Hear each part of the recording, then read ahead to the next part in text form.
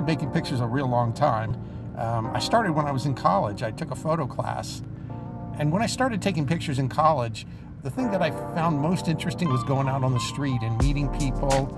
And believe it or not, I used to think of myself as being kind of shy. So it was really hard to approach a stranger.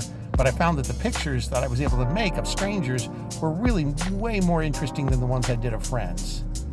So I love being in my natural environment. All I have to do is walk out my door and look around, and I see cool things to take a picture. So if I'm walking around in Redlands up and down State Street, there's all these cool things to take pictures of. There's a lot of people. There's a street musician. You go up and say, "Hey man, can I take your picture?" And anyway, I get a lot of enjoyment from doing that, but I also think the pictures are a little bit about history. So I can imagine in 20, 30, 50 years from now, if somebody looks back at those pictures, they could think like, wow, that's what that town looked like back then. And I'm also doing it from my own point of view. So I'm not trying to flatter people, I'm not trying to make them look good. I'm just trying to really take pictures of what the real deal is out here. Hi, everybody. My name is Tom McGovern, and I'm a photographer here in the Inland Empire.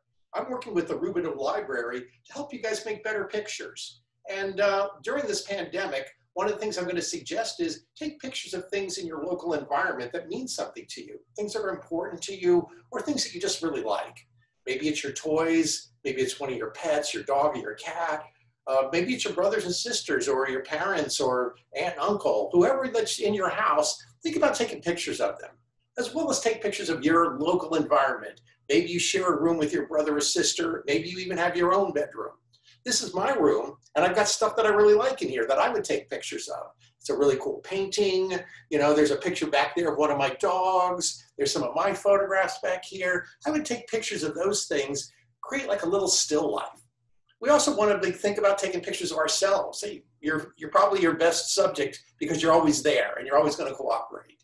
The other thing is, though, we want to give you some tips about how to make better pictures. One of the first tips I would tell you right away is that if you're going to be using your phone, which I figured most people will, when you're looking through your phone, look at the edge, the top edge, the bottom edge, the left edge, the right edge, and fill up that frame with whatever it is you want to take pictures of.